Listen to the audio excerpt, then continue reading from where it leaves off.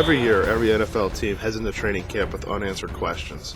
Who's going to start? Who's going to back up? And who is like the undrafted free agent that's going to break out on the scene this year? This year for the Bengals, that position is, it's at cornerback. It's at wide receiver. It's all over the team, really. But with cornerbacks, it's different. There is a sense of stability, but there's still a lot of fluidity. Leon Hall, he's an uncertainty right now. He has an ACL injury he's recovering from. And the question is, will he be ready? Now, he says he'll be ready by July 27 when the team starts training camp, but it's an ACL injury. You just don't know. Nate Clemens, he's an older guy, but he started last year and he played pretty well. Behind him is going to be Drake Kirkpatrick, probably third string, going to be eased into the game. He's got some development still to do. And God knows in the NFL there's enough three-wide situations, spread offenses, that he'll have his playing time. Just because he's not a starter doesn't mean he won't play a lot.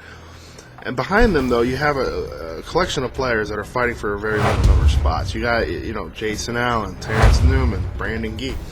But then you also got Adam Jones, who he's a little bit more multi-talented, more versatile, so to speak.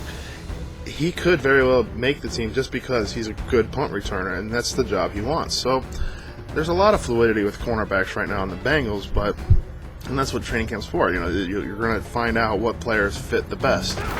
Cincinnati Bengals have an interesting dilemma at wide receiver, specifically the number 2 receiver.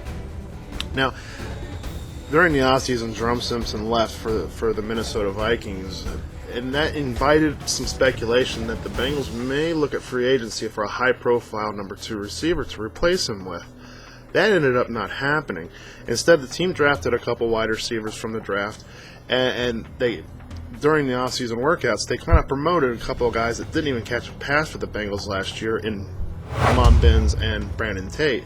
Benz spent most of the year last year on the practice squad until Andre Caldwell went down with an injury, but he didn't catch any passes.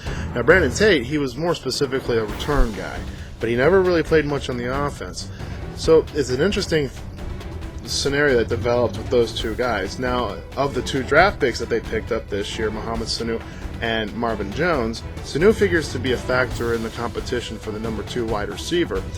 Jones not so much. So it figures that number 2 wide receiver spot will come down to Sanu, Benz, and Tate.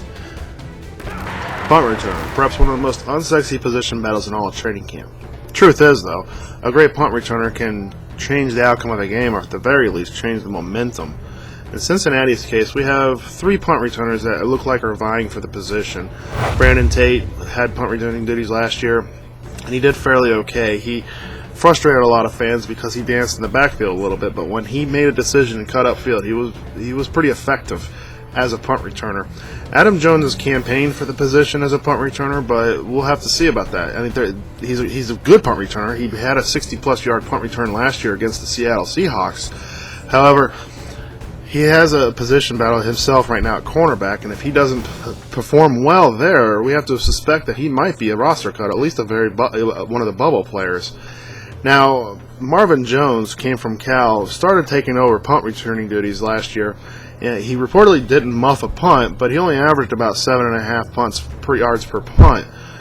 The Bengals do have options. I mean, they have an assortment of players, talented players, that could take over the punt returning duties, but we figure that will be a pretty strong position battle this year. When the Cincinnati Bengals released Chris Crocker earlier this offseason, it opened up the door for a position battle of strong safety.